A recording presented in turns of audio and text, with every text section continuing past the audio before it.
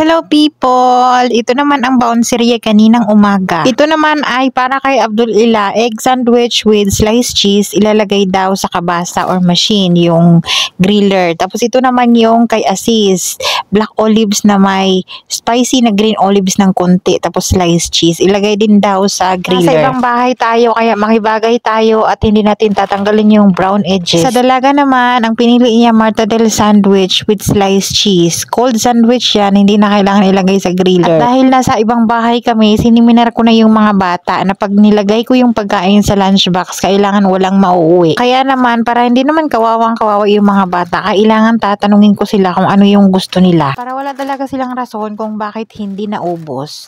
Pero nung umuwi, so far, yung dalawang boys, naubos naman. Yung dalaga, sabi niya kasi kagabi sa akin, half lang. Pero whole sandwich yung binigay ko. Kasalanan ko din. Half lang talaga yung kinain niya. Tapos, yung nakita ko guys, ako lang mag-isa sa kusina, yung nakita ko ay grapes lang na fruits, yung pwede nilang kainin. Alam niyo naman na hindi sila nagkakain ng fruits, kaya grapes. Tapos, meron ako nakitang chocolate milk at tinanong ko sila kung pwede ba yung ilagay. So, sabi ng mga bata, okay. Huli ko nang nakita yung mga snacks, nabuksan ko na lahat yung mga drawer nila at walang snacks ako nakita. Nagtanong ako dito sa Pinay din nakatulong at nandun pala daw sa labas. Hinabol ko na lang paglagay dyan sa kanilang mga lunchboxes at nandyan na si Belle nung time na yan kaya maingay ako.